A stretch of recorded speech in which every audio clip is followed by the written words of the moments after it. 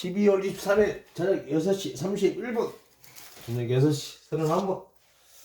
자, 오늘 저녁 23일 날로 만방하십시오. 날로망 돼지코에 불 붙이고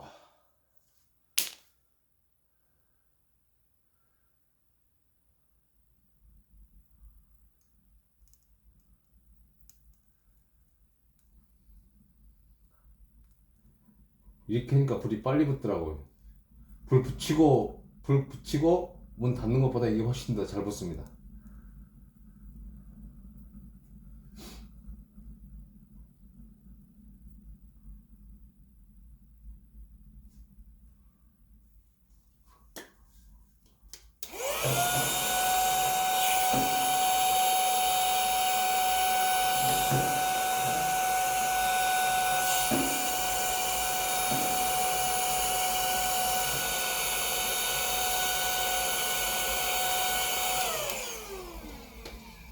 이렇게 하면 불 금방 붙습니다.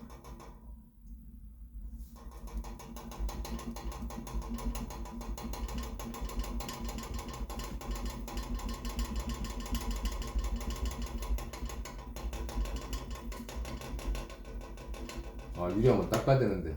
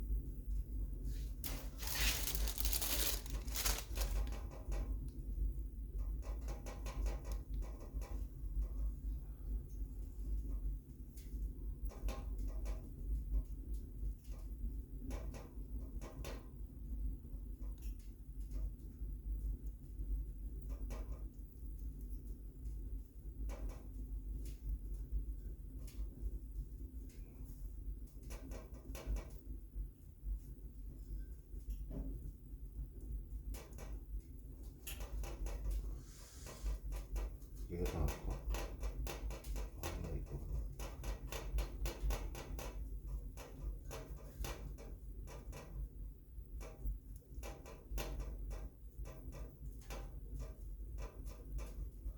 됐어. 끝.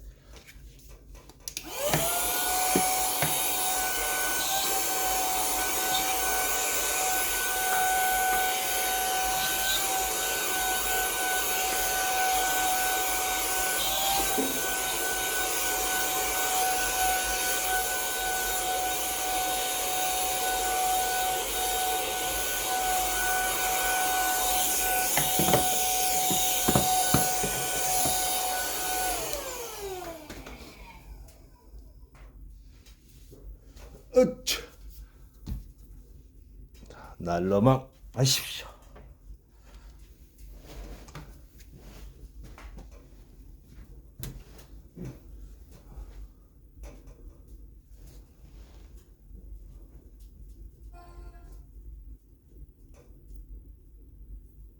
시청자 여러분 반갑습니다. JTBC 뉴스룸을 시작합니다. 3,000쪽이 넘는 통일교회 특별보고 문건을 확인했습니다. 2010년대부터 2022년 대선 때까지 통일교와 접촉한 정치인들의 이름과 기록이 자세히 기록되어 있습니다. 김범석은 주로 대만입니다. 쿠팡 내부인이 JTBC에 제보했습니다. 최근 대만에서 수차례 화상회의를 했는데 한국 고객들의 정보 유출 사태에 대한 언급은 전혀 없었습니다. 대만을 찾아가 봤습니다. 청소년들이 환각을 느끼려고 약물을 과다 복용하는 이른바 OD의 실태를 추적했습니다. 처방전 없이도 대량 구매가 가능합니다. 위험천만한 약물 복용은 방치되고 있습니다. JTBC가 확인한 통일교회 특별보고 문건은 3,000쪽이 넘습니다. 정치권 로비 의혹을 더욱 짙게 만드는 내용들이 담겨 있습니다. 특정 정치인들의 이름이 여러 번 등장합니다. 그중 한 명인 더불어민주당 임종성 전 의원 관련 부분을 첫 소식으로 준비했습니다. 통일교는 임 전 의원을 통해 수건 사업의 승인을 관철시키려 했던 것으로 판단됩니다. 임 의원의 협조로 승인받았다고 적혀 있습니다. 윤정주 기자의 단독 보도입니다. 통일교 윤영호 전 본부장은 김건희 특검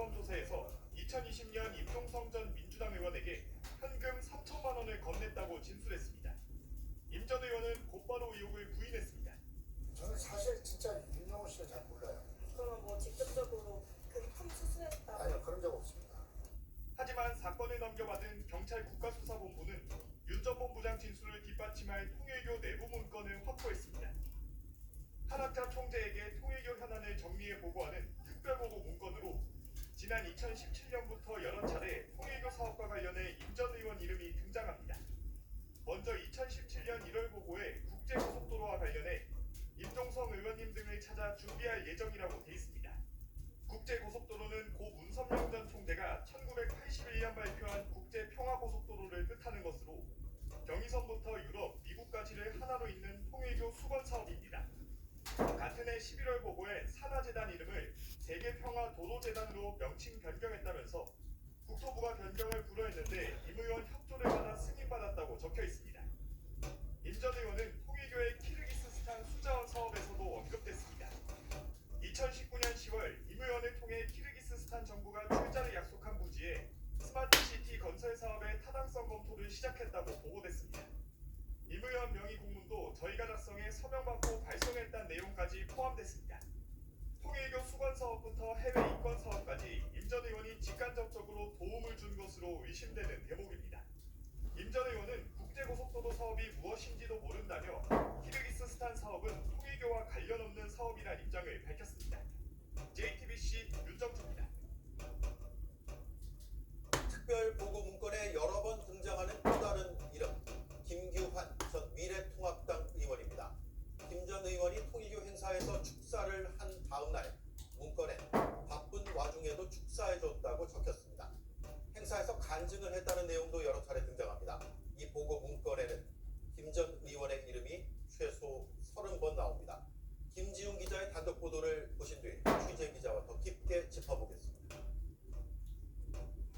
지난 2019년 4월 서울 통일교 한국본부 건물에서 희망 전진대회라는 통일교 행사가 열렸습니다.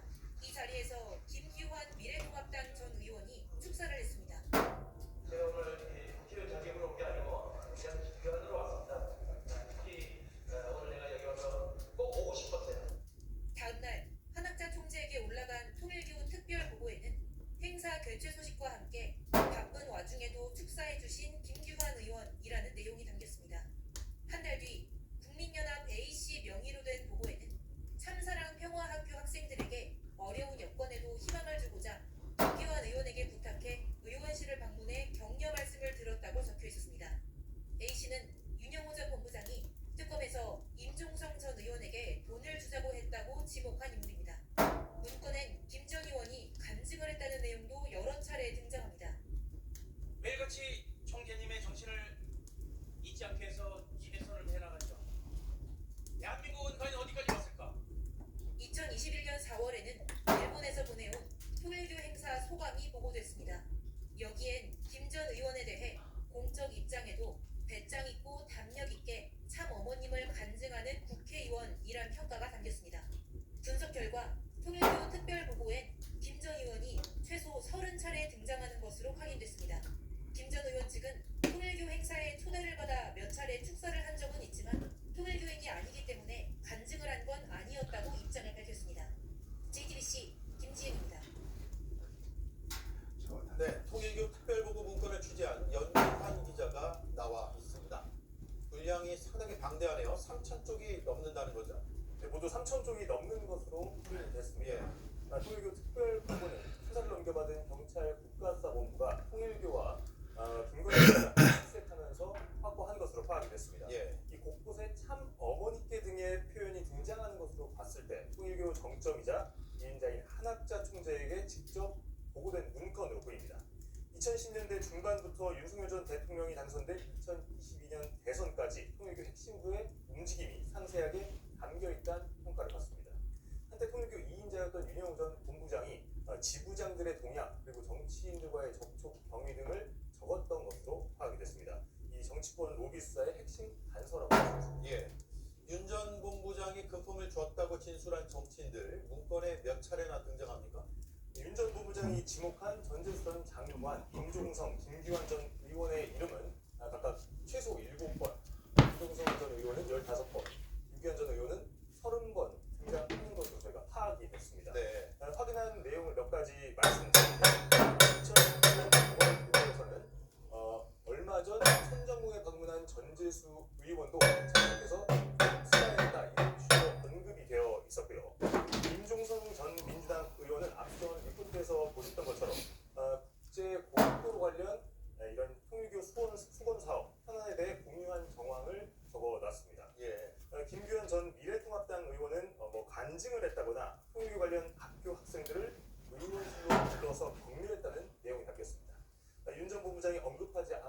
정치인들도 다수 언급되어 있는 것으로 파악이 됐습니다. 예. 윤 전 대통령이 당선된 2022년 대선 관련된 내용도 자세히 담겨 있죠. 네, 대선 이후 작성된 것으로 보이는 보고에는 Y 예방 이런 단어가 들어가 있습니다. Y는 윤석열 전 대통령의 성신 윤의 영문 표기 첫 글자로 보이는데요. 대통령 취임 전인 2022년 3월 당선인 신분일 때 윤 전 본부장이 만난 내용을 보고한 것으로 보입니다. 예. 여기에는 대통령직 인수위 사무실을 가리켜서 종로구 통일동 경비 경우가 어마어마하다. 권성동 의원을 실수이다. 모든 스태프들이 있다. 윤 전 대통령이 생각하고 되어 있는 것으로 파악이 됩니다. 또 윤 전 대통령이 윤 전 본부장과 독대에서 한 말로 추정되는 대목도 등장을 합니다. 권을 통해 언제든 연락을 하라. 윤영호 본부장, 일본에게 어떤 한 부분을 맡기겠다. 재임 기간에 하자.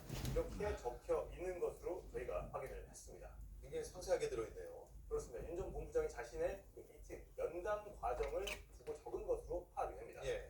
또 대통령실 용산 이전 항목도 등장을 하는데 참 어머님 의중을 전했다. 주체를 알 수는 없지만 굉장히 기뻐했다. 이런 내용도 써 있습니다. 실제 윤 전 본부장의 공소장에도 윤 전 대통령이 면담 자리에서 이 통일교 현안과 관련해서 재임 기간에 이룰 수 있도록 하자 이렇게 말했다는 내용이 적시가 됐습니다. 만약 새롭게 특검이 출범한다면 윤 전 대통령과 통일교의 이 연결고리를 다시 면밀히 확인할 가능성도 있습니다. 네. 여기까지 듣죠. 수고했습니다. 연지환 기자였습니다. 더불어민주당이 통일교 특검을 수용하자 국민의힘과 개혁신당이 곧바로 특검법을 발의했습니다. 조국혁신당도 따로 법을 냈습니다. 각 법안에 담긴 특검의 추천 방식과 수사 범위에는 상당히 차이가 있습니다. 민주당은 올해 안에 자체 법안을 발의할 예정인데 민중기 특검의 수사 무마 의혹은 빠져야 한다는 분위기입니다. 정인아 기자가 보도합니다. 국민의힘이 개혁신당과 함께 마련한 통일교 특검 법안을 국회 의안과에 제출했습니다. 정치인들에 대한 수사를 해야 될 특검이기 때문에 여기에 여당이든 야당이든 정치권에서 특검 선정에 관여하는 것은 맞지 않다 이렇게 보고요. 법원 행정처장이 특검 후보자 2명을 추천해서 대통령이 1명을 지명하도록 했습니다. 수사 대상엔 정치인들의 통일교 금품 수수 의혹뿐 아니라 민중기 특검이 관련 수사를 무마하고 거기에 대통령실 등이 관여한 의혹을 포함시켰습니다. 민주당이라고 명시하진 않았지만 여권 봐주기 의혹을 걸고 넘어진 겁니다. 조국혁신당도 별도 특검법을 냈습니다. 통일교 의혹에 연루된 의원들이 속한 정당은 특검 추천권을 갖지 않도록 했습니다. 이대로라면 민주당과 국민의힘은 빠지고 조국혁신당이 후보자를 추천하게 됩니다. 조국혁신당은 정교유착 단죄도 강조했는데 국민의힘을 겨냥한 겁니다. 특정 종교단체가 정당 내의 공천이라든지 경선과 같은 정당 내 선거에까지 깊이 개입해서 반헌정적인 행위를 하는 부분, 이 부분을 제대로 조사하고 거기에 대해서 철저히 엄벌을 해야 한다. 이렇게 특검 추천 방식, 수사 대상에 대한 의견 차이가 큰데 민주당도 수사 무마 의혹 부분은 빼야 한다는 입장입니다. 대한 특검은 적절하지 않다는 입장이고요. 통일교 특검에서 협의해 나가겠습니다. 제3자 추천 방식에 대해선 당 내에서도 의견이 엇갈립니다. 민주당은 올해 안에 발의를 목표로 이번 주 중 초안을 완성할 계획입니다. JTBC 정인아입니다. 특검이 건진법사 전성배 씨를 징역 5년에 처해달라고 법원에 요청했습니다. 권력의 기생에 사익을 추구했다며 죄가 중하다고 꼬집었습니다. 기생했다는 권력 중 한 명인 김건희 씨는 건진법사 재판의 마지막 증인으로 나왔지만 끝내 입을 닫았습니다. 심가은 기자. 전성배 씨 알선 수재와 정치자금법 혐의 재판의 마지막 증인은 김건희 씨였습니다. 지난 재판, 정신 불안정으로 현실과 이상을 혼동해 증언이 어렵다며 출석하지 않았는데 이번엔 구인영장이 발부돼 나온 겁니다. 김건희 씨는 특별한 사정이 없으면 마스크를 착용할 수 없다는 재판장 말에 몸이 불편하니 배려해달라고 했습니다. 하지만 20여 분간 이어진 증인신문에선 특검의 모든 질문에 증언을 거부했습니다. 이렇게 증인신문이 끝나고 특검은 전성배 씨에게 징역 5년을 구형했습니다. 전 씨는 김건희 씨와 공모해 2022년 4월부터 7월 사이 통일교 관련 청탁을 받고 금품을 수수한 혐의 등으로 기소됐습니다. 재판 과정에서 8천만 원 상당의 샤넬 가방 2개와 그라프 목걸이 등을 처남을 통해 김 씨에게 전달했다고 인정했습니다. 다만 금품을 받은 뒤 청탁이 있었기 때문에 알선 수재는 성립하지 않는다고 주장했습니다. 특검은 그러나 금품 수수 당시의 내용이 구체적으로 특정되지 않았어도 알선 행위에 해당한다고 봤습니다. 특히 대통령 부부 등과의 친분을 과시하며 권력의 기생에 사익을 추구했다며 범행이 중하다고 지적했습니다. 그러면서 뒤늦게나마 범행 사실을 인정하고 금품을 제출한 점 등은 참작했다고 덧붙였습니다. 전 씨는 저의 어리석음으로 사회에 무리를 일으킨 데 진심으로 반성한다고 했습니다. 1심 선고는 2월 11일입니다. 금품을 주고받은 혐의 등으로 기소된 김건희 씨와 윤영호 전 통일교 세계본부장에 대한 선고 이후입니다. 특검은 앞서 김건희 씨에게 징역 15년, 윤 전 본부장에게 징역 4년을 구형했습니다. JTBC 신간입니다. 군사법원에 나온 김용현 전 장관은 자신이 민주당사와 여론조사 꽃에 병력 투입을 지시했다고 주장했습니다. 계엄은 고도의 통치 수단이라며 윤 전 대통령을 옹호했습니다. 군인의 명예회복을 위해 끝까지 싸우겠다는 말에 함께 법정에 있던 사령관 측은 어이없다는 반응을 보였습니다. 신진 기자. 김용현 전 국방부 장관이 재판부의 세 번째 출석 요구 끝에 오늘 법정의 모습을 드러냈습니다. 군사법원이 앞서 2차례에 걸쳐 이진우 전 수도방위 사령관, 여인영 전 방첩사령관 등의 재판에 증인으로 나오라고 했지만 김 전 장관은 민간 법원에서 진행 중인 다른 재판 일정을 이유 삼아 나오지 않았습니다. 김 전 장관은 자신의 형사재판에 불리하게 작용할 수 있다며 대부분의 신문의 증언을 거부했습니다. 하지만 윤석열 전 대통령과 자신의 내란 혐의와 관련해선 적극 반박했습니다. 김 전 장관은 계엄 선포 전에 대통령께서 국민들에게 경고하기 위한 것이라고 취지를 설명했다고 말했습니다. 경고성 계엄이라는 윤 전 대통령의 주장을 그대로 반복한 겁니다. 또 민주당사와 여론조사 꽃에 병력을 투입한 것은 윤 전 대통령이 아닌 자신의 지시였다고도 했습니다. 그러면서 계엄령 선포는 대통령의 고도의 통치 수단이라며 대통령 판단을 존중한다고도 했습니다. 김 전 장관은 하고 싶은 말이 있다며 직접 발언 기회를 요청하기도 했습니다. 피고인석에 앉은 사령관들을 향해 함께했던 군인들에게 감사하다, 미안하다며 여러분의 명예회복을 위해 끝까지 싸우겠다고 했습니다. 군 검찰은 공범들에게 증거인멸을 요구하는 것으로 보인다고 지적했고 여전 사령관 측은 김 전 장관이 말한 것에 동의하지 않는다고 발언하기도 했습니다. 군사법원은 다음 주 윤 전 대통령을 한 차례 더 불러 증인 신문을 이어갈 예정입니다. JTBC 신진입니다. 무제한 토론에 나선 국민의힘 장동혁 대표가 24시간을 버티며 역대 최장 기록을 경신했지만 토론이 끝나자마자 내란 전담 재판부 설치법은 곧바로 국회 본회의를 통과했습니다. 이렇게 통과될 법안에 당 대표가 토론자로 나서 기록까지 세우는 건 위기 돌파용 코미디라는 원색적인 비난도 나왔습니다. 고민주 기자입니다. 팔짱을 낀 채 단상에 기대고 두 다리를 번갈아 들어봅니다. 어제 오전 11시 40분 내란 전담 재판부 설치법에 대한 반대 필리버스터에 들어간 장동혁 국민의힘 대표. 사법부의 독립을 해치는 것으로서 위헌적이라고 생각합니다. 무제한 토론 종결 동의가 제출된 때로부터 24시간이 경과되었습니다. 토론을 마무리하겠습니다. 앞서 같은 당 박수민 의원이 세운 기록 17시간 12분을 깨고 24시간을 채운 장 대표는 같은 당 의원들의 박수를 받으며 단상에서 내려왔습니다. 민주당은 정치적 위기 타개용이라고 꼬집었습니다. 자신의 정치적 위기를 모면하고자 하는 일종의 코미디, 슬랩스틱 코미디라고 하죠. 막 넘어지고 쓰러지고 하는 그런 모습. 필리버스터가 끝나자마자 국민의힘 의원들이 모두 물러난 가운데 재석 179명 중 175명의 찬성으로 법안은 가결됐습니다. 국민의힘은 즉각 이재명 대통령에게 제2요구권 행사를 요구하겠다고 밝혔습니다.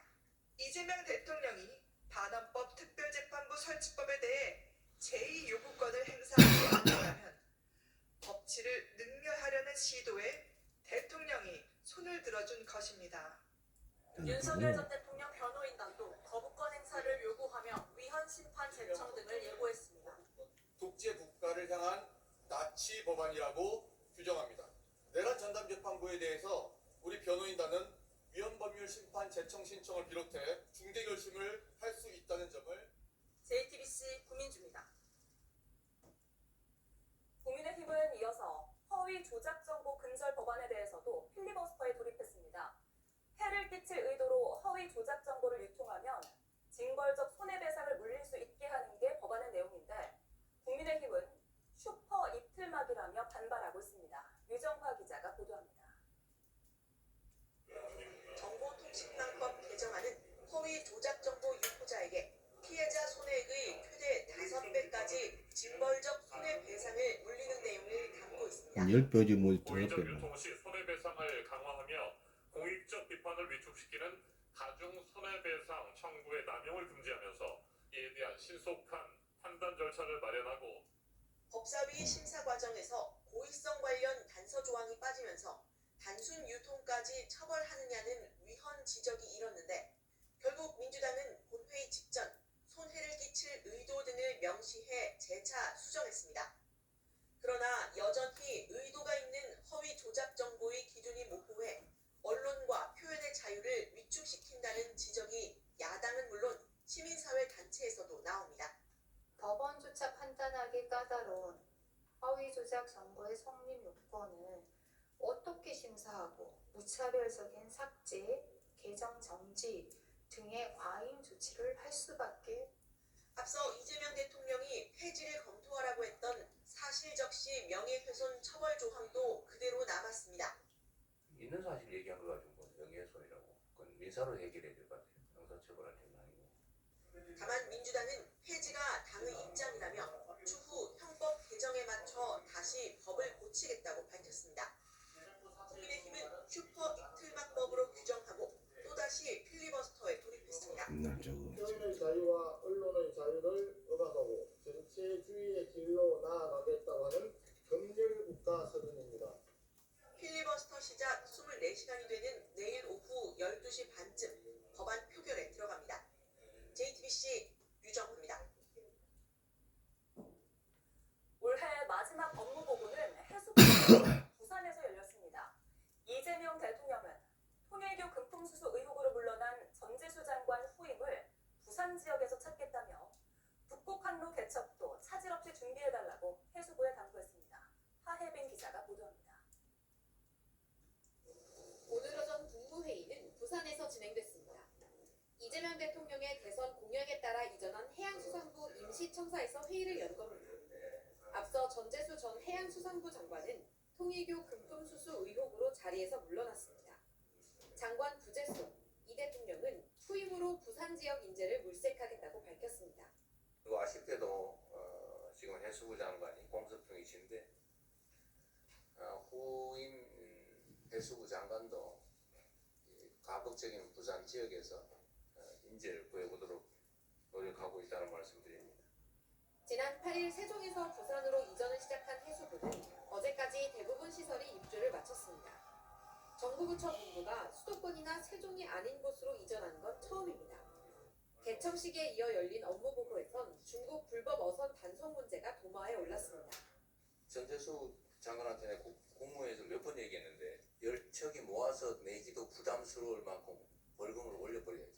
담보금 상향하는 부분은 해수부하고 관계기관은 협조를 해서요. 상향할 수 있도록 하겠습니다. 이 대통령은 또 부산과 유럽을 잇는 북극 항로 개척을 차질 없이 준비해달라고 재차 당부했습니다. JTBC 하혜빈입니다. 이재명 정부에서 도입한 사상 첫 생중계 업무 보고가 이렇게 마무리됐습니다. 이재명 대통령은 마지막 날 공직자의 역할을 재차 강조하며 생중계 업무 보고의 순기능을 언급하기도 했습니다. 대통령은 다음 업무 보고를 6개월 뒤로 예고했습니다. 생중계 업무 보고가 남긴 것을 이승환 기자가 보도합니다. 2개월 뒤 6월달 예리면 처음으로 도입된 생중계 업무 보고 지난 2주간 이어졌습니다. 콩을 수입을 하는데 수입된 게 대체적으로 얼마고 그 중에서 유전자 조작된 건 얼마, 안 된 건 얼마 이거 좀 알고 싶었어요. 이재명 대통령의 질문을 두고 행정가 출신답게 구체적이다라는 호응과 만기 칠남이냐는 비판이 동시에 나왔습니다. 미진한 답변에 대한 질책 역시 사이다다, 망신주기다 의견이 분분했습니다. 그것이 적발이 돼갖고 세관으로 넘겨. 참 말이 기십니다. 가능하냐 안 하냐 묻는데 자꾸 옆으로 세요. 즉흥적이고 정제되지 않은 발언이 논란을 일으키기도 했습니다. 한 당국이 그 주장하고 연구하는 사람들을 보고 비하에서 반바라고 부르잖아요. 그런 데는 아예 동북아 역사재단은 특별히 관심이 없는 모양이군요. 이 대통령은 마지막 업무 보고에서 이런 비판에 대해 국정 운영에 대한 국민의 관심을 높인 것이라고 반박했습니다. 공무라고 하는 게 참 딱딱하고 재미없는 남의 일이어서 국민들께서 당연히 관심 갖고 지켜봐야 될 일이긴 하지만 사실 국민들께서 그렇게 관심 있는 일은 아닙니다. 관심도를 제고한 것도 성과이기도 해요. 미흡한 보고를 국민들이 댓글로 바로잡는 사례도 많았다며 공직자들에게 재차 경각심을 요구하기도 했습니다.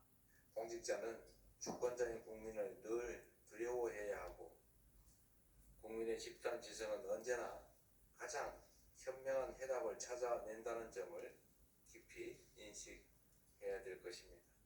성과와 과제를 동시에 남긴 가운데 이 대통령은 6개월 뒤 또 다른 방식의 업무 보고를 진행할 거라고 예고했습니다. JTBC 이승환입니다. 김범석 쿠팡의장의 최근 행보에 대해 저희 취재진에게 제보가 들어왔습니다. 김 의장은 정보 유출 사태가 알려진 뒤에도 하루에 두세 번씩 여러 지사를 연결해 화상회의를 열었다고 합니다. 주로 내년 사업과 관련한 얘기만 나왔고 한국에 대한 언급은 한마디도 없었다고 합니다. 대리인을 보내 공분을 키운 국회 청문회 직전에도 한국과 관련 없는 회의만 진행했다는 게 제보자의 설명입니다. 먼저 박소영 기자입니다. 170여 개 국가에서 영업을 하는 글로벌 CEO라는 이유로 지난 17일 국회 청문회에 불출석한 김범석 쿠팡 INC 이사회 의장. 그를 대신해 출석한 해롤드 로저스 쿠팡 대표는 김 의장이 개인정보 유출 사태를 보고받고 있다고 밝혔습니다. I'm in communication with our board of directors, including with our chairman. But I'm the one who's in Korea and in charge of the Korean business. 하지만 쿠팡 내부 사정에 정통한 한 관계자는 청문회 시작 직전까지 김 의장은 개인정보 유출 사태와 관련 없는 주제로 화상회의를 가졌다고 전했습니다. 상황의 심각성과 중대성을 알고 있었음에도 김 의장은 그것을 외면하고 다른 일에 집중하고 있었다는 겁니다. 실제 쿠팡이 3,370만 건의 개인정보 유출을 시인한 지난달 말 이후 김 의장은 하루에 두세 차례씩 화상회의를 진행한 것으로 전해집니다. 대부분 내년 사업과 관련된 논의였을 뿐 정작 한국에서 터진 대형 사고에 대한 수습이나 해법 등에 대한 언급은 아예 없었다는 겁니다. 이 관계자는 글로벌 CEO로서 일정 수준의 업무 수행은 이해할 수 있으나 이러한 상황에 대한 유감이나 신중함이 드러난다고 보기 어렵다고 말했습니다. 이달 초 국회 현안 질의에 출석한 당시 박대중 쿠팡 대표는 김 의장의 책임 논의가 진행되는 상황임에도 원활한 소통이 의심되는 답변으로 공분을 산 바 있습니다. 제 개인적으로 귀국 여부는 모르겠습니다만 저도 국내에 제가 지금 국내에서 만나본 적은 없습니다. 아무리 글로벌 CEO라지만 전 세계 매출의 90% 이상을 차지하는 한국 시장의 리스크에 대해 아무 언급이 없다는 점은 납득하기 힘들다는 지적이 나옵니다. JTBC 박수현입니다. 이 제보자는 김범석 의장이 요즘 주로 대만에 머물고 있다고 전했습니다. 화상회의를 하는 장소도 주로 대만이라고 했습니다. 최근 공개된 발언들을 보면 대만은 김 의장이 매우 공을 들이는 시장입니다. 저희가 대만의 쿠팡 본사를 찾아가 봤습니다. 정아람 기자입니다. 대만 쿠팡 본사가 있는 대만의 랜드마크 타이베이 101 빌딩입니다. 본사에 출입하기 위해 1층에서 인터폰으로 신원을 밝히고 출입카드를 받은 다음 안내에 따랐습니다. 본사 안으로 들어가니 로비에서 직원들이 자유로운 분위기에서 업무를 보고 있습니다. 대만 쿠팡 관계자에게 한국의 쿠팡 정보 유출 사태 때문에 급작스럽게 오게 됐다고 하자 대만에서도 알고 있다고 답합니다. 김범석 의장이 대만 본사에 자주 나오는지를 있는지를 묻자 즉답을 피합니다.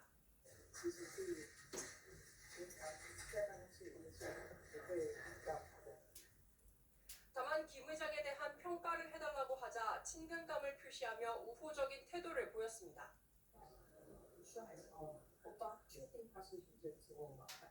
지난달 김범석 쿠팡 의장은 3분기 실적에 대한 컨퍼런스 콜에서 대만에 대해 시장 잠재력을 더 확보하고 있다고 평가했습니다.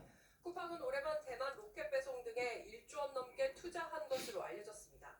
그 결과 최근 몇 년 사이 대만에서 쿠팡은 급속도로 성장했습니다.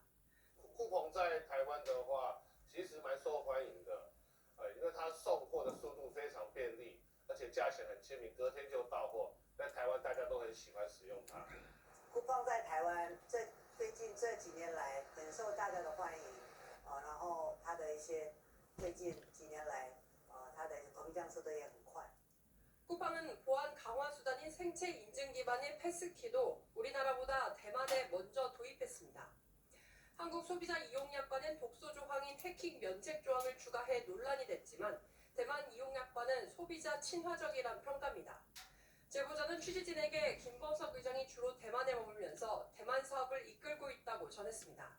김 의장이 한국에서의 책임은 외면하고 대만 사업을 키우는 데만 골몰하는 게 아니냐는 비판이 나옵니다. JTBC 정아람입니다. 5년 전 쿠팡 노동자가 숨졌을 때 김범석 의장은 고인이 찍힌 CCTV 영상까지 일일이 챙겼습니다. 민감하고 세밀한 사안까지 직접 결정했던 걸로 보입니다. 그런데 JTBC에 들어온 또 다른 제보를 보면 자신의 흔적을 남기지 않으려고 온갖 노력을 기울인 정황도 있습니다. 이메일에 김범석을 뜻하는 범을 적었더니 결국 거친 언사를 쏟아내 결국 지었다고 합니다. 문제가 생길 경우 책임을 피하기 위해 그랬던 것으로 보입니다. 이희령 기자. 코로나가 한창이던 2020년 쿠팡 임원이 김범석 의장에게 보낸 이메일입니다. 그런데 20분도 지나지 않아 이 임원은 해당 이메일을 회수합니다. 이메일 속의 범, 김 의장의 이름이 기재됐기 때문입니다. 쿠팡 내부 제보자는 김 의장이 해당 임원에게 바로 전화를 걸어 소리를 질렀고 이메일을 다급하게 삭제해야 했다고 설명했습니다. 이런 지침은 설립 초기부터 이어져 온 걸로 보입니다. 2016년 한 직원은 중요 미팅 내용 등은 이메일 공유를 자제해달라며 향후 불리하게 작용할 수 있다고 전합니다. 이런 당부는 김 의장이 몇 차례 언급한 사항이라고 했습니다. 제보자는 김 의장에게 전달하는 보고서는 오로지 종이나 보안이 철저한 메신저로만 가능했다고 전했습니다. 소통 방식까지 철저하게 통제했던 김 의장은 미세한 업무도 직접 묻고 챙겼습니다. 5년 전 고 장덕준 씨 사망 당시에도 직접 CCTV 검토 방향까지 지시했습니다.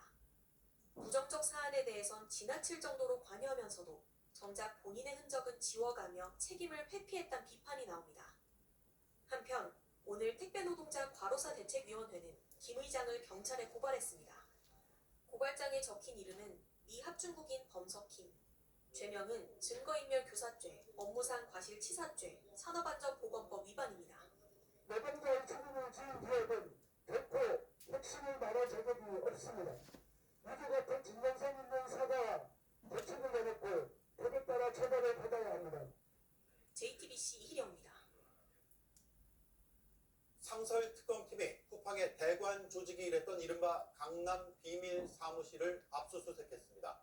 일용직 노동자들에게 퇴직금을 주지 않아 문제가 된 쿠팡의 계열사도 수색 대상이었습니다.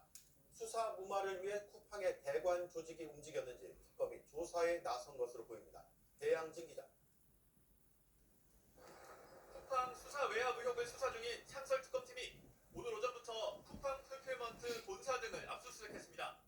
일용직 노동자에게 불리하게 취업 규칙을 바꿔 퇴직금을 지급하지 않았던 쿠팡 계열사입니다.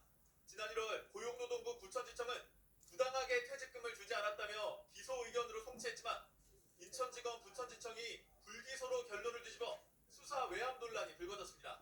저는 기소를 해야 된다라고 생각을 하고 있고 그 200만 원 정도 되는 퇴직금이라도 좀 신속하게 받게 됐으면 좋겠습니다. 특검은 오늘 압수수색 영장에 불기소를 결정한 엄희준 당시 부천지청장과 김동희 당시 차장검사를 직권 남용 혐의 피의자로 적시했습니다. 상설특검팀은 박대준 전 대표 등 쿠팡 대관 조직이 근무했던 일명 강남 비밀 사무실도 압수수색했습니다. 퇴직금 미지급 수사를 무마하기 위해 쿠팡 대관 조직이 움직였는지 확인하기 위한 걸로 보입니다. 이런 가운데 국회는 오는 30일과 31일 쿠팡 연석 청문회를 열기로 했습니다. 이번에도 김범석 쿠팡 이사회 의장을 증인으로 채택했지만 김 의장은 여전히 참석 의사를 밝히지 않고 있습니다. 정부는 쿠팡 사태 본부처 TF를 출범하고 오늘 첫 회의를 열었습니다. TF 팀장을 맡은 류재명 과기정통부 2차관은 쿠팡 사태는 단순한 개인정보 유출 사고가 아닌 국민 신뢰를 훼손한 중대한 사회적 위기라고 말했습니다. JTBC 배양진입니다.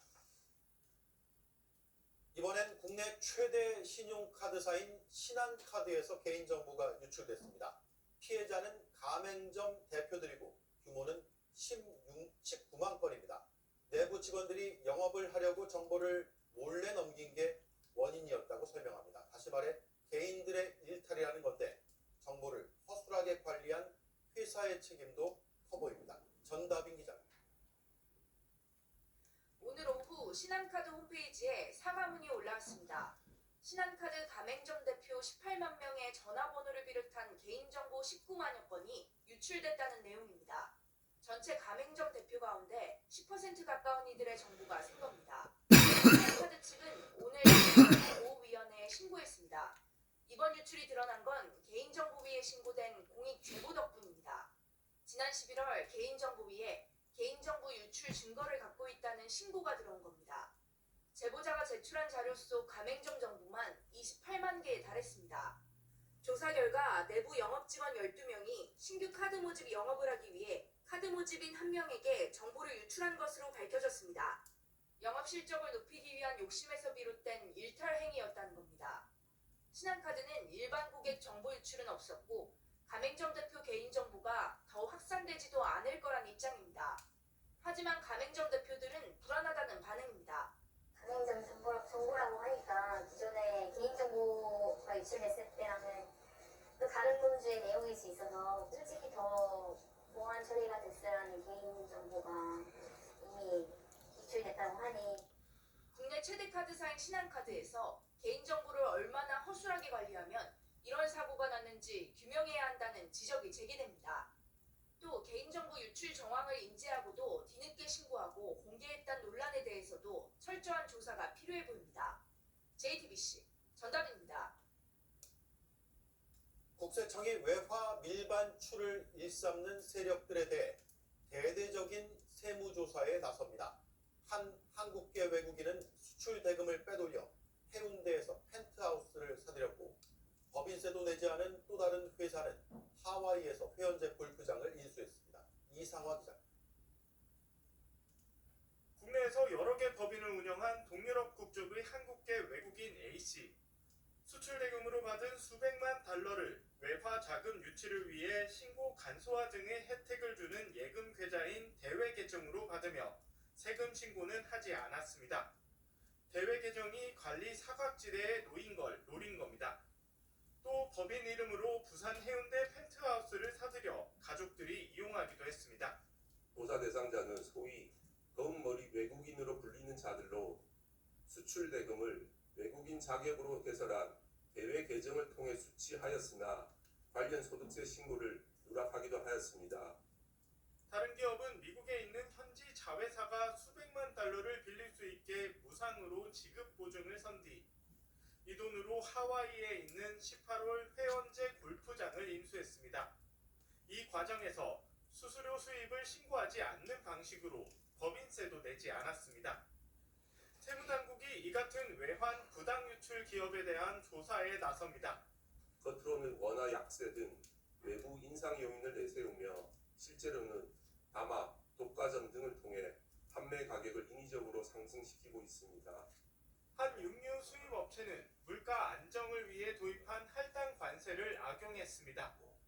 관세의 반면을 받아 저렴하게 육류를 수입한 뒤 판매 가격엔 반영하지 않았고 유통 과정에선 사주 일가가 운영하는 특수 관계 법인을 넣어 이익을 빼돌렸습니다. JTBC 이상화입니다.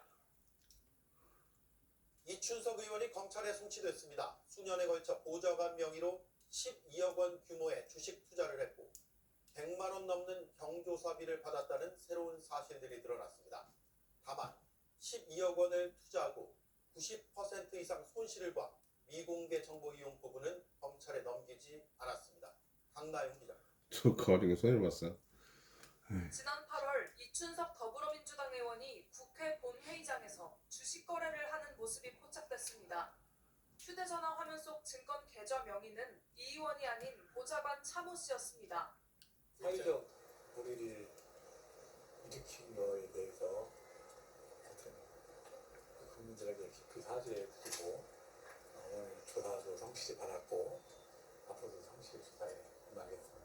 서울경찰청 금융범죄수사대는 이 의원이 보좌관 차 씨 명의로 수년에 걸쳐 12억 원 상당의 주식 투자를 해온 사실을 확인하고 전자금융거래법과 금융실명법 위반 혐의로 불구속 송치했습니다. 국회의원과 국회 사무총장 시절 3천만 원 넘는 주식을 보유하고도 매각하거나 백지 신탁하지 않은 공직자윤리법 위반 혐의도 적용했습니다.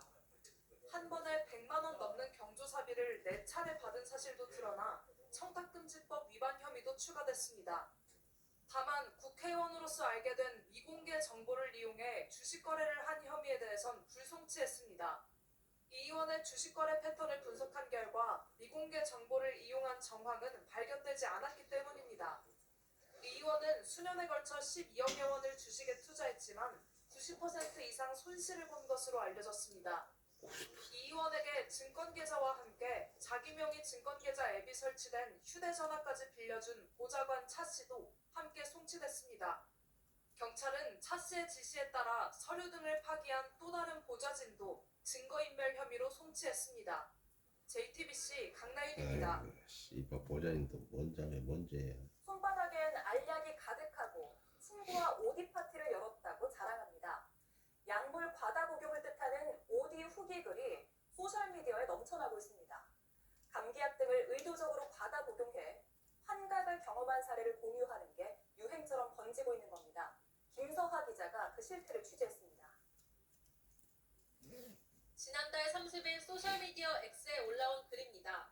맛있는 건 정말 참을 수 없다면서 알약 14개를 한꺼번에 담아둔 사진을 함께 올렸습니다. 약상자 여러 개와 함께 수면 유도제로 가득 찬 약통 사진도 보입니다. 약물 과다 복용 오버도스의 줄임말인 이른바 OD에 관한 후기 글입니다. 처방전 없이 약국에서 수면 유도제나 금지, 의도적으로 여러 알 복용한 뒤에 소셜미디어에 공유하고 있습니다. 특히 10대에서 20대를 중심으로 OD를 경험했다는 글이 빠르게 퍼지고 있습니다. 저희는 피우는지 훈련을 했어가지고 한 번에 이제 10알을 먹었어요. 문제는 환각 등 이상 행동입니다. 모르는 사람인데 계속 말고 다니고 바닥에 이렇게 엎드려서 이렇게 계속 손으로 이렇게 바닥을 타는. 소셜미디어에 이런 환각을 경험한 글 적지 않습니다.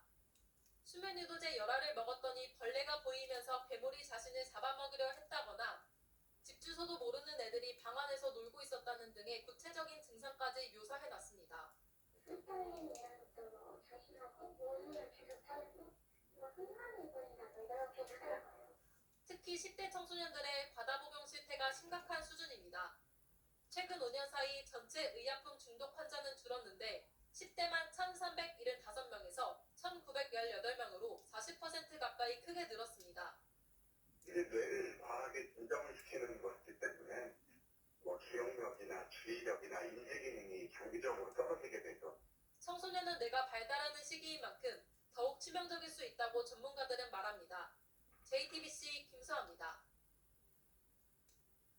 약물 과다 복용, 이른바 OD가 빠르게 유행할 수 있었던 건 청소년들이 약을 대량 구매해도 별다른 제약이 없기 때문입니다. 저희 취재진이 약국을 돌면서 상황을 점검해봤더니 한 번에 50알을 살 수 있는 약국도 있었습니다. 관리당국이 사실상 손을 놓은 겁니다. 이어서 김서하 기자입니다. 불안하면 부모님 심부름이라고 하면 된다. 약국에서 처방전 없이 수면 수면 유도제나 감기약을 살 수 있는 방법이라고 소셜미디어에 공유된 글입니다. 우리 동네 약국은 쉽게 뚫린다며 대리구매까지 제안합니다. 이러한 후기들처럼 실제로 별다른 제지 없이 약을 쉽게 구할 수 있는지 제가 직접 약국을 돌면서 여러 박스를 구매해봤습니다. 혹시 5박스를 살 수 있을까요? 미성년자 확인은 안 하는지도 물어봤습니다. 저는 미성년자 아니긴 한데 이거 그냥 아무나 살 수 있는 건가요? 그렇게 5박스, 한 번에 50알을 구할 수 있었습니다. 다른 약국에선 도움이 된다는 취지로 말합니다. 과다 복용으로 환각 증세까지 일으키는 등 부작용이 있는데도 일반 의약품으로 분류된 탓에 구매 개수에 제한은 없습니다. 청소년에게도 마찬가지입니다. 복약지도 역시 의무사항은 아닙니다. 이걸 한 알씩 먹을 거라고 가정하고 줄 수도 있고 컨트롤할 수 있는 방법은 없어요. 보건복지부와 식약처의 부실한 관리 감독을 지적하는 목소리가 나옵니다. 약국에서 합격시험을 제한한다라든지 이런 방법을 통해서 오남용 방지를 위한 가이드라인을 마련해야 된다고 봅니다. 식약처는 온라인상 불법 유해 정보를 차단하고 약물 오남용에 대한 교육도 병행하겠다고 밝혔습니다. JTBC 김사입니다. 한 남성이 손톱을 깎는 장소, 바로 고속열차 안입니다. 얼마 전에는 지하철 안에서 보쌈김치를 먹는 승객이 등장해 논란이 되기도 했었는데요. 상상을 초월하는 민폐 승객들이 때마다 등장하고 있지만 딱히 제지할 방법이 없다는 게 문제입니다. 구석찬 기자가 취재했습니다. 부산행 SRT 고속 열차입니다. 통록한 좌석에 앉은 중년 남성이 손톱깎이로 손톱을 깎습니다. 승무원들이 지날 땐 손톱깎이를 잠시 숨겼다. 다시 깎기 시작합니다.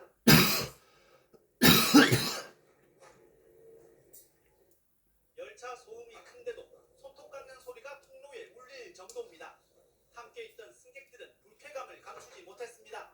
주위의 사람들한테도 민폐고 대전역에서 그 사람이 하차를 하더라고요. 손톱을 바닥에다 다 버리고 갔던데. 최근 대중교통에서 발생한 이런 민폐 행위가 잇따라 공개되면서 논란입니다. 지난 6일 대구 지하철 2호선 임산부석에선 누군가 대변을 보고 내렸습니다. 오물이 흐르고 악취가 진동하면서 퇴근길 승객 모두 역 객차로 옮겨 타야 했습니다. 환경사가 타서 그 물걸레랑 휴지랑 이런 걸로 닦았어요. 그냥 열차를 입고를 시켰습니다. CCTV를 돌려보니 남자분이 시객인 걸로. 2달 전 서울 지하철 2호선에선 코트를 입은 여성이 보쌈과 김치를 꺼내놓고 식사를 하는 장면이 소셜미디어에 올라오면서 비판글이 쏟아지기도 했습니다. 승객들 얼굴 앞에서 풍선껌을 불어 터뜨리는가 하면 바로 옆에 노인들이 서 있는데도 노약자석에 가방을 올려둔 채 10분 넘게 화장을 한 여성 역시 주변에 눈살을 찌푸리게 만들었습니다.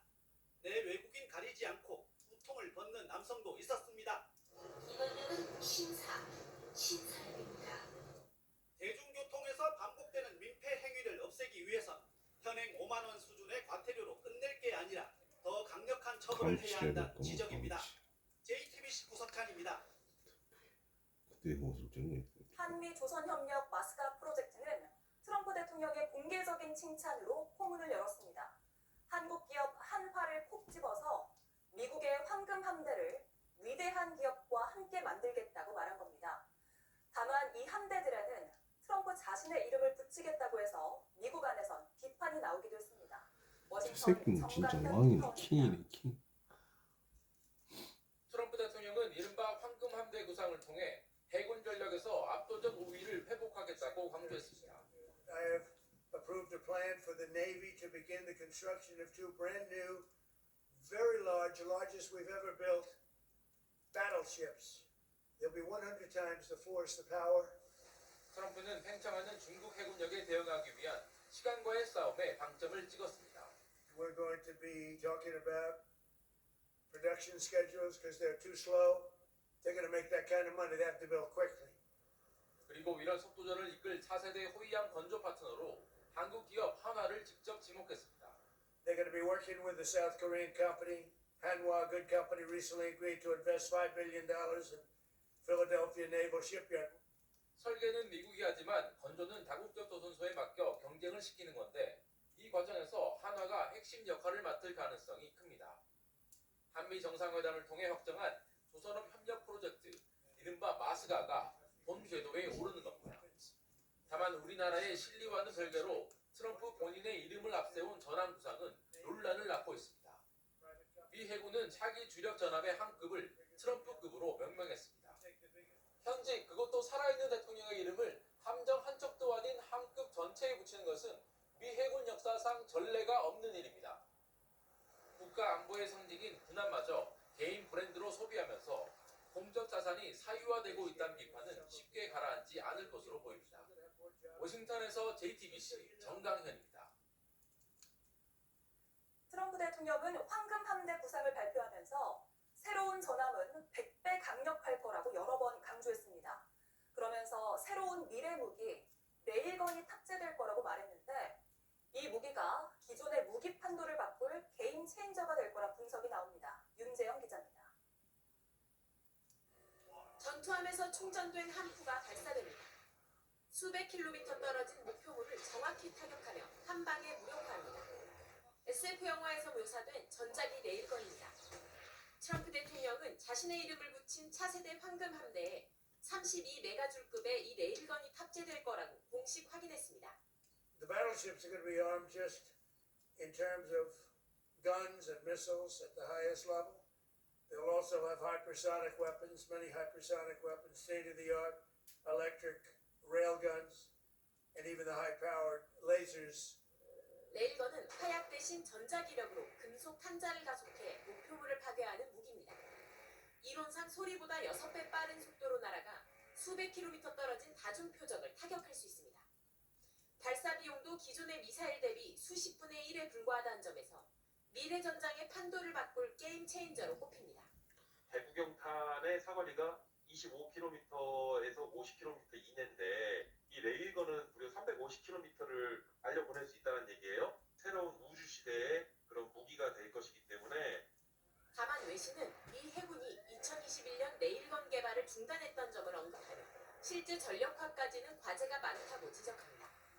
미국뿐만 아니라 중국과 일본도 레일건 발사 시험을 통한 개발 경쟁에 뛰어들었지만 실전 배치된 사례는 아직 없습니다. JTBC 윤재영입니다.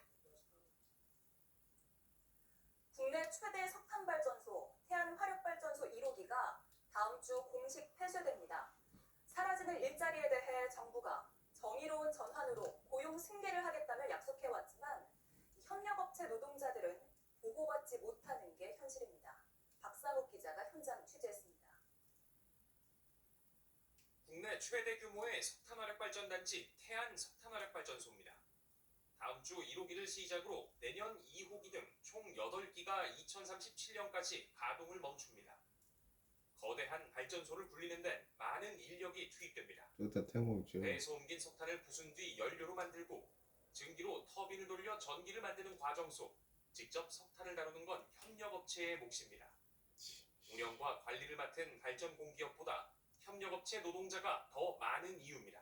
사람, 탈질, 이쪽에 운전하시는 분들, 그리고 연료, 화력 설비 그쪽에 계신 분들이 아무래도 좀 고용에 불안을 가지고 있을 수 있지 않느냐. 현재 발전 5개사 석탄발전소에서 근무 중인 협력업체 직원만 2,800명가량. 한평생 각종 사고와 질병 위험에 노출돼 왔는데 이젠 발전소 폐지 직격탄을 맞게 됐습니다. 한 호기 폐쇄가 될 때마다 저희 직원들 적게는 1-20명에서 많게는 40명 이상 일자리를 잃게 되는.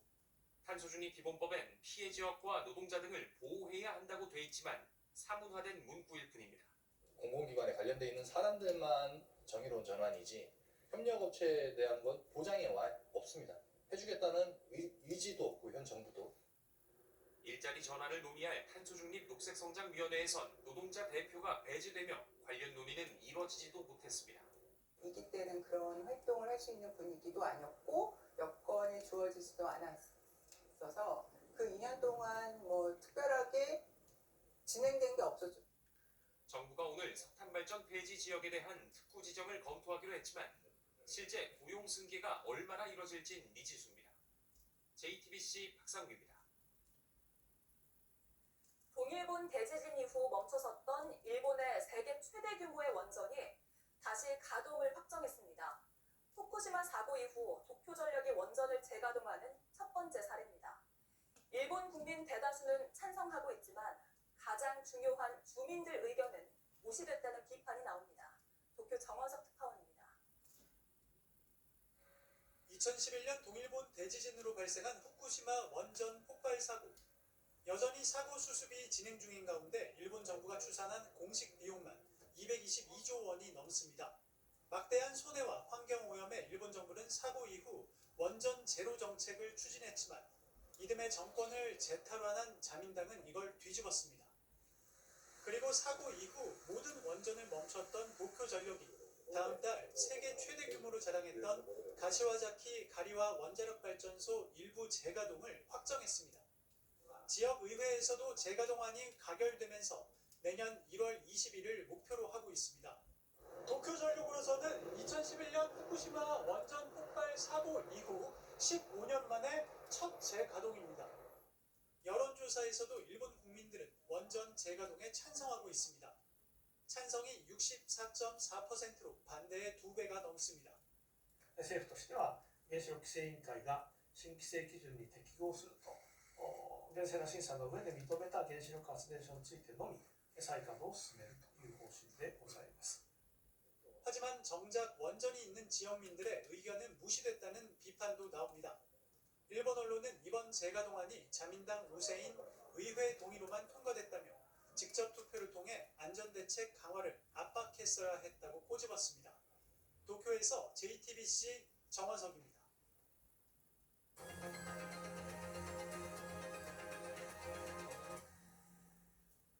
네, 비하인드 뉴스 정치부 이성대 기자와 함께하겠습니다. 시작할까요? 네, 첫 번째 이슈 바로 보겠습니다. 이번엔 통닭이다. 윤석열 전 대통령이 22일 내란 혐의 재판에서 불법 개혁을 선포한 이유로 군 초급 간부나 군 장병들의 식사 같은 복지 예산이 국회에서 대폭 삭감됐기 때문이다라고 주장을 했는데 먼저 그 이야기 먼저 들어보겠습니다. 네. 내가 일선 부대를 가면 우리 소대장님 처우 좀 잘해 주십시오. 우리 소대장님들이 사기가 죽어가지고 근무 안 하려고 그럽니다. 관련된 예산들을 지금 계속 국회에다 보내고 있는데 국방력의 어떤 인력 차원에서 핵심적인 거니까 그냥 잘라버려요. 다시 말해 다시는 국방 예산을 챙겼는데 국회에서 삭감을 했다 이렇게 주장을 하고 있는 것이죠. 예. 불법 계엄에 대해서 야당 경고용이라고 주장을 했잖아요. 그런데 국방 예산을 야당에서 삭감한 것도 그 이유 중에 하나다 이런 얘기로 들리네요. 그렇게 해석이 되는 거고요. 심지어 장병들 통닭 사줄 돈까지 잘랐다 이렇게 주장을 했습니다. 예. 계속해서 들어보겠습니다. 주임원사 활동비 이런 것도요. 주임원사가 사병들 관리하는데 하다못해 통닭이라도 한 마리 사주려고 그러면 이게 꼭 필요한 돈인데 어떻게 이런 것만 딱딱 골라갖고 자르나 몰라. 이게 계엄선포의 사유와 관련해서 꽤 의미가 있는 거라서 좀 그렇고. 실제로 윤 전 대통령은 임기 중에 그 군장병들 잘 먹여야 된다, 잘 먹여야 된다라고 종종 이야기한 바는 있습니다. 본인이 직접 세계 각국의 전투식량을 직접 사서 시식해보고 또 장병들에게 전투식량이나 통조림을 풍족하게 보급하라 뭐 이렇게 지시한 적도 있다고 이렇게 전해드린 바가 있었는데 하지만 이제 문제는 이거죠. 말은 이렇게 해놓고 이게 실제로 반영이 되지 않았다라는 거죠. 예. 그러니까 정당이 예산을 삭감하지 않았다는 얘기인가요? 그렇습니다. 정작 예산안에 제대로 반영이 되지 않았다라는 건데요. 지난해 9월이었습니다. 윤석열 정부에서 국회에 제출했던 국방부 예산안을 살펴보면 급식과 피복, 급식과 의복 부분 항목에서 약 1,000억 정도를 자체적으로 삭감했다라고 저희가 전해드린 바가 있었습니다. 예. 실제로 민주당 허영 의원 당시 국방위하고 예결위 간사를 맡았었는데 아니 정부에다가 예산을 더 올려라 라고 오히려 요청을 했었는데 그러지 않았다. 말로만 초급간부 개선을 하겠다고 얘기하는 것이냐라고 비판한 적이 있었고요. 올해도 비판을 한 적이 있었습니다. 직접 들어보시죠. 네. 기재부가 애초 예산을 편성하지 않은 점을 논의 지적하고 반영해 줄 것을 요청을 했었고 현 정부가 제출하지 않은 것입니다.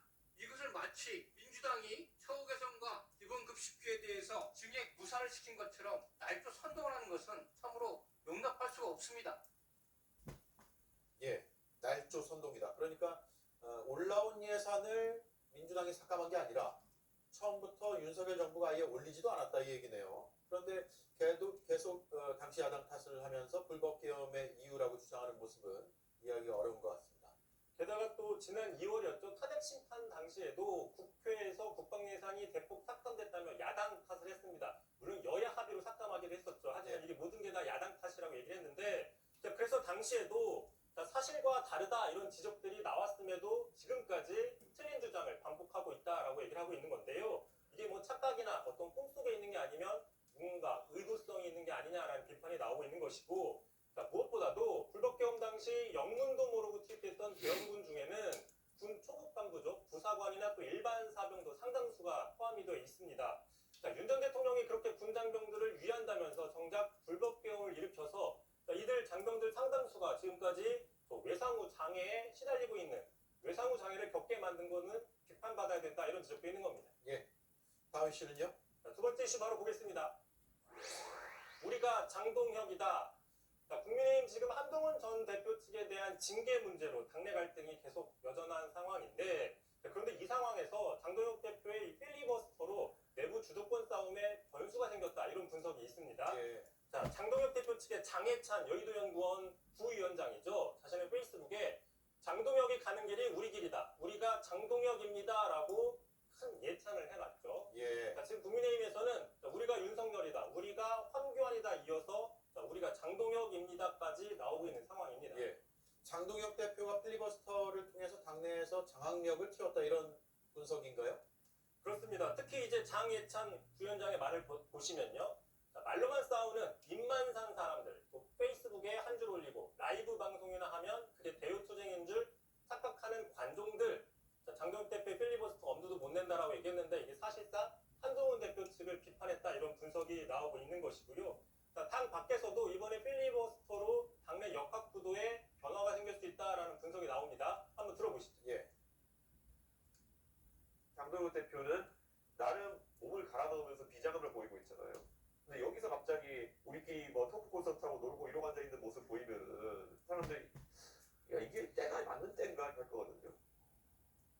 이제 그러자 친한계죠. 신지호 전 의원은 장동혁 대표가 필리버스터에서 누구도 입맛대로 판사를 선택하지 못하도록 하는 게 사법부 독립의 핵심이라고 열변을 토했는데, 그런데 왜 여상원은 쫓아냈느냐라고 비판을 했습니다. 예. 참고로 이 여상원 그 당 윤리위원장인데 지난해 11월 급작스럽게 사퇴를 했었죠. 장동혁 대표 측에서 이 한동훈 전 대표 측을 징계하기 위해서 입맛에 맞는 사람을 앉히기 위한 의도가 아니냐 또 이런 의혹이 나온 바가 있습니다. 예. 수고했습니다. 이성대 기자였습니다.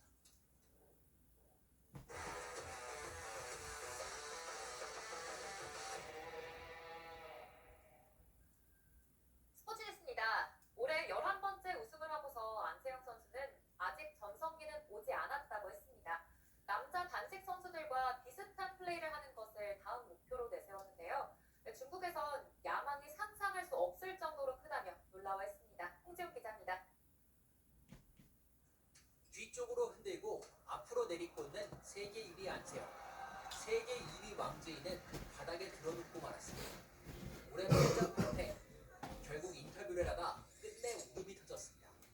저 또한 천일배 선수를 통해서도 남원 선수를 통해서 항상 져가지고 고민을 했던 시가 있었어서 파리올림픽 금메달을 따고서 올해는 더 완벽한 선수가 되고 싶다고 말했던 안세영. 곧바로 여자 단식 역사상 최다인 11번째 우승을 해냈습니다. 다음 목표는 더 도전적입니다. 저는 남자 단식 선수들과 비슷한 플레이를 하는 것이 저의 목표라고 생각이 들고요. 남자 선수들과 성대결을 예고한 듯하지만 이 말의 의미는 따로 있습니다. 샷은 물론이고 랠리까지 배드민턴의 속도를 끌어내겠다는 다짐입니다. 여자 볼이 쉽게 말씀드려가지고 시속 100으로 온다 그러면 남자 볼은 시속 한 150 이내로 오거든요. 실제로 안세영은 꾸준히 남자 선수들과 스파링을 하곤 했습니다. 한때 남자 단식 세계 1위였던 일본의 모모타 겐토와도 붙어봤습니다. 세영이는 대학교 완전 베이스 말고는 중간 가는 아이들하고도 게임이 되고 도장 깨기 식으로 1, 2학년들 막 하고 그랬었어요. 남자 단식 선수들과 비슷한 기량으로 더 압도적으로 여자 배드민턴의 새로운 기준을 만들겠다는 뜻입니다. 신의 경지에 올랐다는 찬사로 안세영을 인정한 중국 언론은 새로운 도전에도 주목했습니다. 손흥민의 야망이 상상할 수 없을 정도로 크다고 평가했습니다. JTBC 홍주입니다. 2년 전반에도 그저 그런 내야수. 그래서 메이저리그는 멀게만 느껴졌었죠. 그랬던 송성문 선수가 샌디에이고와 4년 계약을 하고 오늘 귀국했습니다. 톡톡 튀는 말로 웃음 바다를 만든 귀국 현장을 전영희 기자가 다녀왔습니다. 2년 전까지만 해도 한국에서도 이제 많이 버거워하는 그런 선수였는데 미국에는 제가 가는 걸 상상도 많이 못한 분들이 많으셨고 샌디에이고와 4년간 222억 원의 계약. 송성문 자신도 예상하지 못한 일이 현실이 됐습니다. 점수요? 100점이라고 얘기하겠습니다.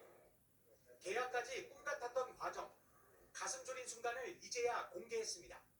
뭐가 나오면은 이제 미국 열심히 갔는데 맨손으로 돌아올까봐. 이제는 TV 속에서 바라봤던 영웅들을 직접 만나게 됐습니다. 시속 160km 공을 뿌리는 피츠버그 폴스킨스와 대결도 흥분됩니다. 매니 마차도 선수가 가장 또 팀에서 슈퍼스타였고 아니요 텅텅 비어있던데요. 이번 계약엔 신인상 수상 시 추가로 돈을 받을 수 있는 옵션을 포함한 대신 마이너리그 거부권은 없는 것으로 드러났습니다. 자신의 가치를 입증해 경쟁에서 살아남는 게 중요해졌습니다.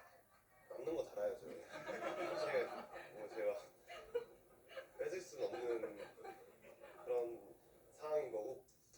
샌디에이고 프렐러 단장은 송성문은 지난 몇 년 동안 우리가 눈여겨봐온 선수로 최근 2년간 기량은 한 단계 더 발전했다고 기대를 표시했습니다. JTBC 전영입니다. 1대1로 맞선 후반 34분 포스터와 가만찬 공이 골망을 흔듭니다. 2026 북중미 월드컵 A조에서 우리나라와 맞붙는 상대 바로 남아프리카 공화국입니다. 피파 랭킹 61위라서 우리 축구의 1승 재물이란 표현까지 나왔는데 실제 경기를 보니까 만만치 않습니다. 오늘 아프리카 네이션스컵에서 앙골라에 2대1 역전승을 했는데요. 특히 잉글랜드 번리 소속의 공격수 포스터가 무서웠습니다. 오늘 경기에서 골 하나, 도움 하나로 아주 강렬했습니다. 봐도 질리지 않는 정확한 프리킥. 메이저리그 사커의 한 시즌이 끝났지만 손흥민 선수의 이름은 계속해서 불립니다. 스페인 언론 마르카도 손흥민의 데뷔골을 MLS 올해의 골 후보로 올렸는데요. 이번 시즌 최고의 계약임을 입증했다는 평가도 덧붙였습니다. 소속팀인 LAFC 역시 한 시즌을 돌아봤는데요. 손흥민과의 계약을 기념비적인 순간으로 그리고 데뷔전을 구단의 상징적인 순간으로 꼽았습니다. 순식간에 두 명에 둘러싸여서 커리가 공을 빼앗깁니다. 그런데 동료가 바로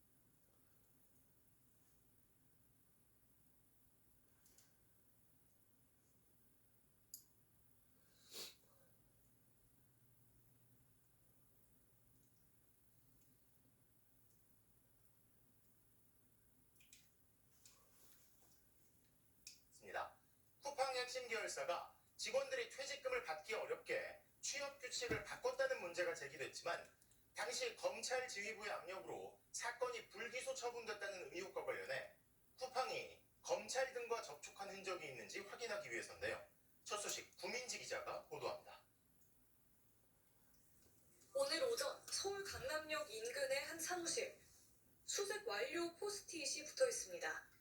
쿠팡 측이 드러내지 않고 사용해온 문제의 사무실에 관봉권 쿠팡 특검 검사와 수사관들이 들이닥친 겁니다. 간판도 없는 이곳은 쿠팡 사회공헌위원회가 지난 6월부터 사용한 사무실로 알려졌습니다. 특검이 출범한 직후 민주당 서영교 의원과 대한변협회장의 점심 식사 자리에 참석한 변협 정무이사가 쿠팡에 있을 때 일한 곳으로도 전해졌습니다. 그래서 이름은 사회공헌위원회지만 정부 등 관계기관을 상대하는 업무를 하는 조직으로 의심받고 있습니다. 상설특검이 이 사무실을 압수수색한 이유도 이 때문이었습니다. 인천지검 부천지청의 지휘부가 쿠팡의 퇴직금 미지급 의혹 사건을 재판에 넘기지 않는 방향으로 결정하는 과정에서 쿠팡 측과 검찰 측의 접촉이 있었는지를 파악하기 위해서입니다.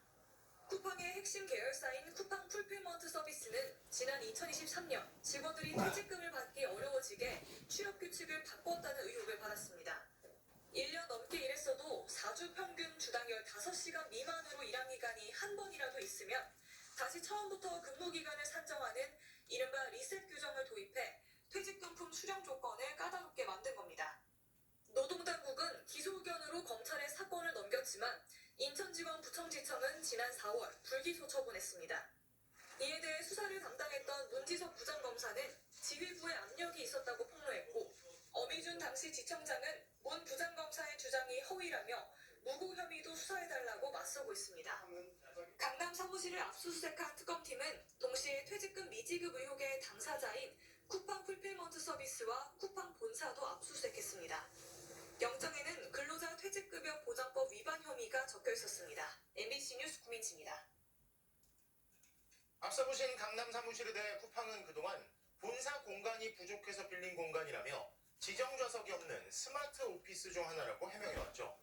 하지만 저희가 입수한 강남 사무실 좌석의 지도를 확인해보니 여기엔 대표를 비롯한 고위 자, 23일 날로만 이만 마치도록 하겠습니다. 감사합니다. 구독자와 유튜브 롯데 1등 대시한다. 세금 100을 등 25 화이팅. 감사합니다. 끝.